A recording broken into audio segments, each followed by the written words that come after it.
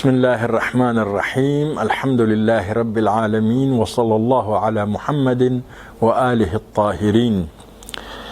اسلامی معاشرے میں قرآنی سیاست کیسے ہونے چاہیے، اس کے بارے میں چند جملہ آپ کی خدمت میں عرض کرتے ہیں۔ ایک یہ ہے، قرآن نے فرمایا وَمَن لَّمْ يَحْكُم بِمَا أَنزَلَ اللَّهُ فَأُولَٰئِكَ هُمُ الْكَافِرُونَ وَمَن لَّمْ يَحْكُم بِمَا أَنزَلَ اللَّهُ فَأُولَٰئِكَ هُمُ الْفَاسِقُونَ وَمَن لَّمْ يَحْكُم بِمَا أَنزَلَ اللَّهُ فَأُولَٰئِكَ هُمُ الظَّالِمُونَ۔ جو شخص خدا کے حکم کے مطابق حکم نہیں کرتا ہے وہ ظالم ہے، وہ کافر ہے، وہ فاسق۔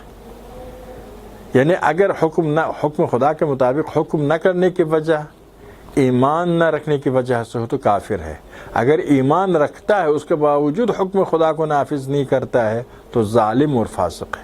تو اسلامی معاشرے میں حکم خدا نافذ ہونا چاہیے، قوانین الہی ہونا چاہیے، یہ ایک پیغام ہے اسلامی سیاست کا۔ اور دوسرا یہ ہے کہ اسلامی معاشرے میں حکم ہے محمد رسول اللہ والذین آمنوا معه اشداء علی الکفار رحماء بینہم۔ محمد خدا کے رسول ہے جو محمد کے ساتھ ہے۔ اس ساتھ سے مراد صرف اصحاب نہیں، قیامت تک جو محمد کے ساتھ ہے، جو پیغمبر خدا کے ساتھ ہے، ان کی یہ صفت ہے۔ اشداء علی الکفار، کفار کی نسبت میں سخت گیر ہے، رحماء بینہم، آپس میں رحم دل ہے۔ ابھی ہمارے مسلمانوں کی کیا حالت ہے؟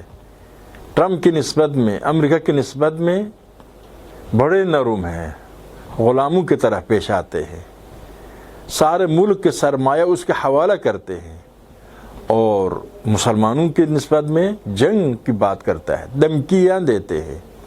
یعنی مسلمانوں کی نسبت میں جنگ، دھمکیاں، قتل، غارت، بم بلاسٹ، اور کفار اور مشرکین کی نسبت میں غلامی، یہ مسلمانوں کی حالت ہے۔ اسی لیے یہ اسلامی سیاست سے خالی معاشرہ ہے اور مسلمانوں کی حقیقی صفت سے محروم ہے۔ اسی طرح سے قرآن فرماتا ہے لن ترضى عنك اليهود ولا النصارى حتى تتبع ملتهم۔ یہود اور نصارہ آپ سے راضی نہیں ہوں گے جب تک ان کی دین کی پیروی نہیں کریں گے، ان کے مذہب کی پیروی نہیں کریں گے۔ ابھی مسلمان کیا چاہتے ہیں؟ کوشش کر رہے ہیں کہ یہودی راضی ہو جائے ان سے، اور عیسائی راضی ہو جائے، اسرائیل راضی ہو جائے، امریکہ راضی ہو جائے۔ یہ بالکل قرآن کے سراسر خلاف کوشش ہے۔ اگر کسی مسلمان ملک سے امریکہ راضی ہے، اسرائیل راضی ہے، تو سمجھ لینا ہے کہ وہ مسلمان نہیں ہے، وہ نام نہاد مسلمان ہے، منافق ہے۔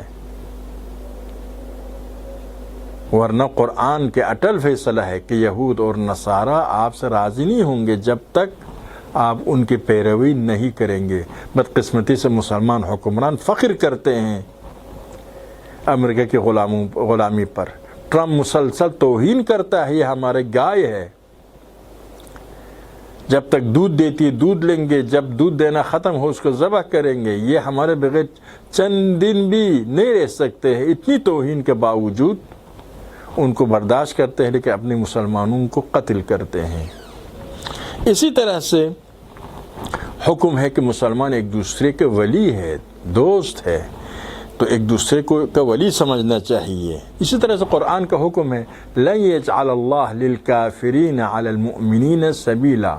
خدا نے اجازت نہیں دی ہے کافر مسلمان پر مسلط ہو، مسلمان کا آقا بنے، مسلمان کافر کے ماتحت ہو، کافر کے بات سننے پر مجبور ہو، یہ اجازت نہیں ہے۔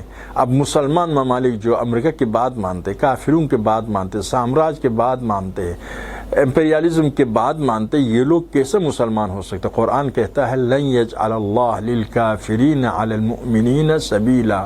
خدا نے کافروں کے لیے غلبہ عطا نہیں کیا ہے مؤمنین پر۔ پیغمبر فرماتا ہے الاسلام یعلو ولا یعلی علیہ، اسلام سب پر فوقیت حاصل کرتا ہے، اسلام سب پر غالب ہے، اور اسلام پر کوئی اور غالب نہیں آتا ہے۔ حدیث کی تعویلیں کرتے ہیں تاکہ اپنی غلامی کے لیے جواز پیش کر سکے، ورنہ اگر آپ غلام ہیں، آپ کے مافوق کوئی کافر طاقت ہے تو سمجھ لینا آپ کے پاس اسلام نہیں ہے۔ قرآن کہتا ہے وَلَا تَهِنُوا وَلَا تَحْزَنُوا وَأَنْتُمُ الْأَعْلَوْنَ إِن كُنتُم مُؤْمِنِينَ، تم محزون نہ ہونا، وَلَا تَهِنُوا کمزوری کا احساس نہ کرنا، وَلَا تَحْزَنُوا محزون بھی نہ ہو، وَأَنْتُمُ الْأَعْلَوْنَ آپ سب سے اعلیٰ ہے، سب پر آپ غالب آئیں گے، ان کنتم مؤمنین اگر آپ اہل ایمان ہیں۔ تو کیوں کمزوری کا احساس کرتے ہیں مغرب کے مقابل میں، امریکہ کے مقابل میں؟